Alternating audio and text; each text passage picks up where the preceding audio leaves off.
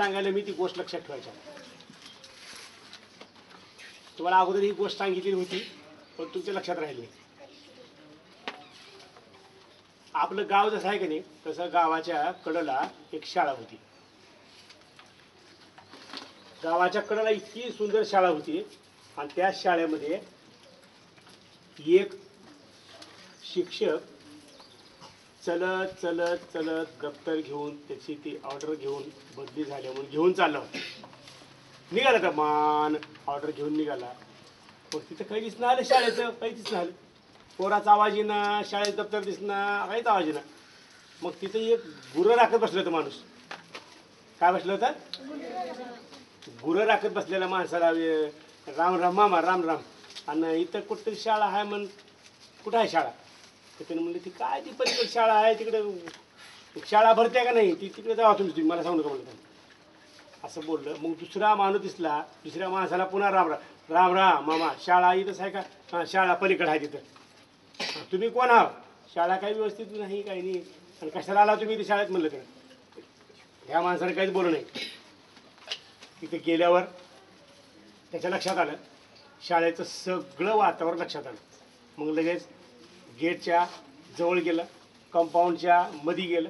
कंपाऊंडमध्ये कचरा पडला होता, वर्गामध्ये कचरा पडला होता. सगळी साफसफाई केली, स्वच्छता केली, सगळं बोललो, सगळं स्वच्छ झालं सगळं.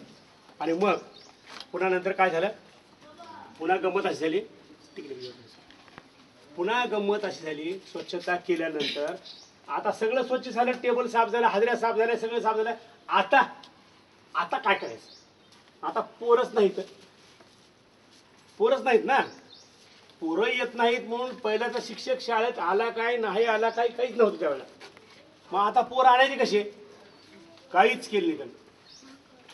लगेच शाळेच्या समोरल्या बाजूला जी जागा होती स्वच्छ केली, झाडून एकदम स्वच्छ केली.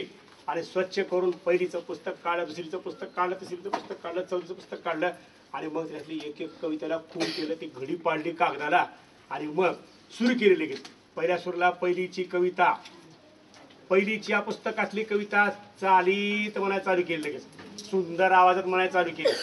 सुंदर आवाजात म्हणायला चालू की थोड्या वेळाने एक हळूच कोणतरी आलं बघितलं. असं करून दर्जात बघितलं. दर्जातून बघितल्याबरोबर लगेच दुसरं पोरग त्याच्या पाठीमागं काय बे कसला आवाज येईल बी म्हणलं. लगेच ह्या सरनं दुसरीच्या पुस्तकाला काढलं. दुसरीच्या पुस्तकातली कविता त्याच्यापेक्षा वेगळ्या आवाजात म्हणायला चालू केली. आणि मग त्याच्या आवाजात म्हणायला चालू केल्यानंतर पुन्हा गंमत अशी झाली. पुन्हा काढला तिसरीचा शेवटचा भाग, पुन्हा काढला चौथीचा पहिला भाग.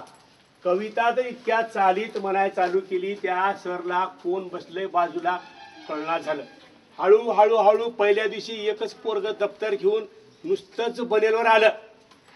दुसऱ्या दिवशी दुसरं पोरग, तिसऱ्या दिवशी तिसरं पोरग, अशी संख्या वाढत वाढत वाढत वाढत गावातले पोर आवे शाळेत लई चांगले सर आले, ते गाणं चालू आहे, कविता चालू आहे, चल तर असं वातावरण तयार होत होत होत होत होत होत लगेच शाळा गच्च भरली. मुलांचा आवाज उरला, गजबजलेला आवाज उरला. कुणाचे भांडणं पोरवाचे, दप्तर बघणं, माझं दप्तर कसं, माझी वही कशी, तुझी पेन कशी, मी शाळेत येतो, मी डब्यात काय आणलंय बघ, मी काय आणले आज, मी चपाती आणली आहे. चपाती आणलं म्हणजे लई भारी वाटायचं. त्यानं भाकर आणली आहे, त्यानं हिरवी चटणी आणली आहे, त्यानं भाजी आणली आहे, त्यानं दुधाची खीर आणली आहे.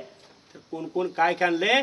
एक बालुशाही आणल्या लग्नातली, कोण तर जांबाच्या पुडी आणल्या. आता हे सगळं बघून इतका आनंदमय वातावरण झालं की शाळा दररोज भरू लागली. मग सर हळूच बाहेर आले, पोराला काहीतरी काम दिले आणि बाहेर जाऊन बघितले तर 2 माणसं आले होते. त्या 2 माणसाला म्हणले का आला तुम्ही, काय काम आहे तुमचं? हो उगा आला भेटायला तुम्हाला. आणि अगोदरचे सर जे होते ते शाळेत येत नव्हते म्हणून पोरं येत नव्हते, शिकवत नव्हते म्हणून पोरं नव्हते. आणि आता खूप चांगलं वातावरण झालंय, आम्हाला खूप बरं वाटलं. आणि तुमचं आपले सर इथं आलेले नवीन कविता म्हणणारे आहे तरी कसले म्हणून बघायला आला म्हणले.